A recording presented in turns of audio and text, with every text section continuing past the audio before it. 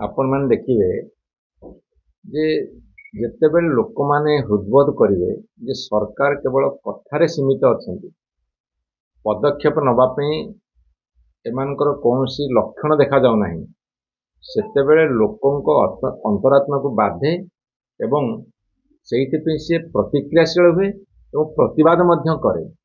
ଆଉ ପ୍ରତିବାଦ କଲା ବେଳେ ସେଟା କୋଉ ରୂପ ନେବ ସେଟା କେହି କହିପାରିବେ ନାହିଁ।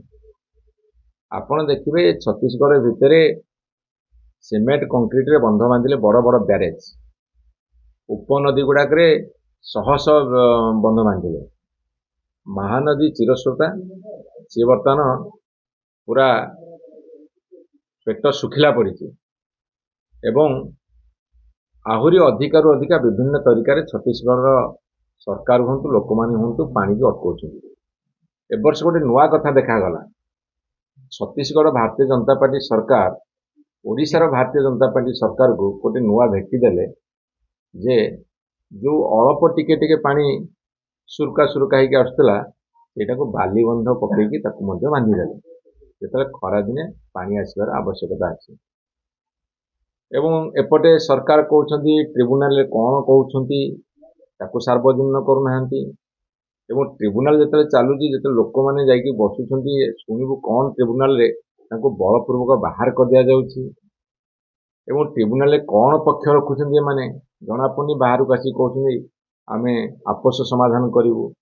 ଆପୋଷ ସମାଧାନ କରିବାର କଥା କଣ୍ଟ ଦେଉଛନ୍ତି, ଦିନ ଧାର୍ଯ୍ୟ କରୁଛନ୍ତି, ତାହା ପୁଣି ମଧ୍ୟ ଗଡ଼ି ଗଡ଼ି ଯାଉଛି।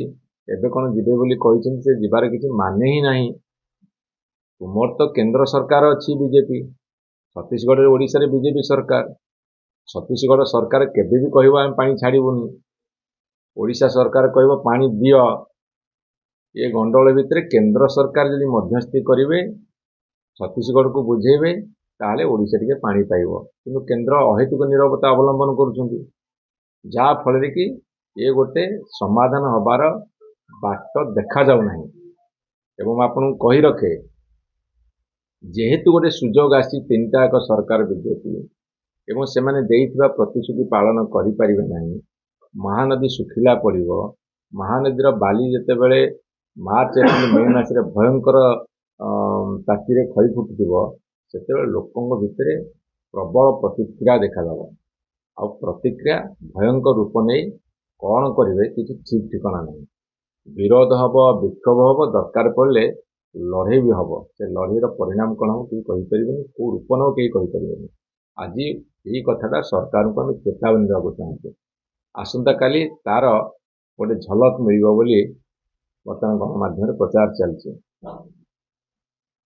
ଦେଖାଯାଉ ଭବିଷ୍ୟତ କେତେ ଭୟଙ୍କର ପରିଣତିକୁ ଅପେକ୍ଷା କରୁଛି।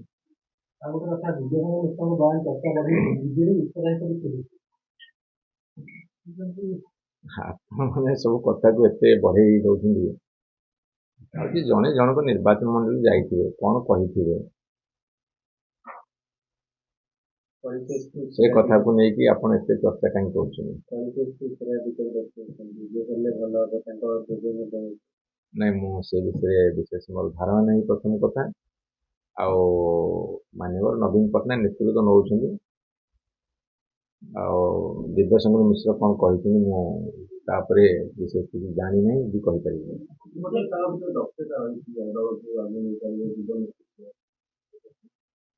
ସେ କ'ଣ କହିଛନ୍ତି ମୁଁ ଜାଣିନି, କିନ୍ତୁ ଜଣେ ଗୋଟେ ବିଧାନସଭା କ୍ଷେତ୍ରରେ ଯେତେବେଳେ ନିର୍ବାଚନ ଜିତୁଛନ୍ତି ବା ଏମପି ହେଉଛନ୍ତି, ବିନା ଦକ୍ଷତାରେ କେହି ହୁଅନ୍ତି ନାହିଁ।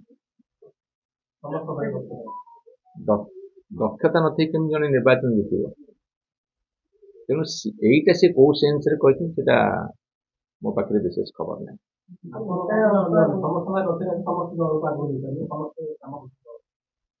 ଲକ୍ଷ ଲକ୍ଷ କର୍ମୀ ନେତା କାମ କରୁଛନ୍ତି ବୋଲି ତ ଦଳ ଏତେ ବର୍ଷ ହେଲା ସରକାରରେ ଥିଲା।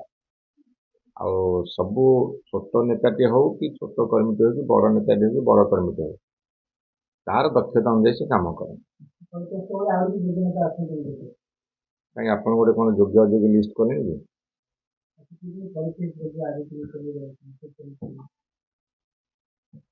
ଯୋଗ୍ୟତା ଏବଂ ଦକ୍ଷତା ସମସ୍ତଙ୍କର ଅଛି ବୋଲି ନିର୍ବାଚନ ଜିତନ୍ତି, किंतु को पोस्ट भी किए केते योग्य केते दक्ष सेटा जनसाधारण का आशीर्वाद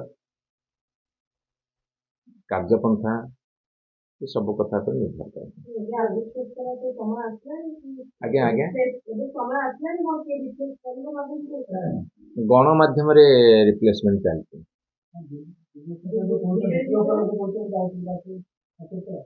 ମୁଁ କହିପାରିବିନି ମୁଁ ଟିକେ ବ୍ୟକ୍ତିଗତ ଭାବରେ ଯୁବସଂଘର ମିଶନ କଥା ହେଲା ପରେ ଆପଣଙ୍କୁ କହିବି। ଆପଣ କଣ ଚାହାନ୍ତି ପରିବର୍ତ୍ତନ ହେବାର ସମୟ ଆପଣଙ୍କ ମତ? ମୁଁ ତ ମୋର ମତାମତ ସବୁବେଳେ ଦଳ ଭିତରେ ଦେଇଛି ଆପଣଙ୍କୁ କାହିଁକି ଦେବି ଯେତେବେଳେ ଆବଶ୍ୟକ ପଡ଼ିବ ଦେବି।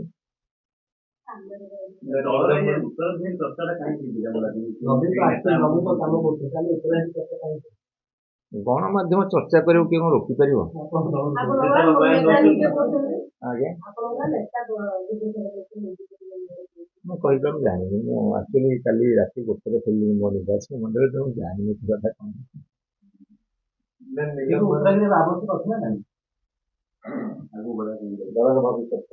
ଦଳ ନିଷ୍ପତ୍ତି କରିବନି ମାନ୍ୟବର ନେତା ନବୀନ ପଟ୍ଟନାୟକ ନିଷ୍ପତ୍ତି କରିବେନି ଆପଣ ଆଜି କାହିଁ ଏତେ ବ୍ୟସ୍ତ ହେଉଛନ୍ତି। ତାପରେ ଉତ୍ତରାଧିକାରୀ କ'ଣ ଏଇଟା ଗୋଟେ ସାମନ୍ତବାଦୀ ଟର୍ମ ମୁଁ ସେଇଥିରେ ମୋର ବ୍ୟକ୍ତିଗତ ମତ ମୁଁ ସେଇଥିରେ ଏକମତ ନୁହେଁ। उत्तराधिकारी शब्दटा गोटे फ्यूडाल मेंटालिटी रिफ्लेक्शन।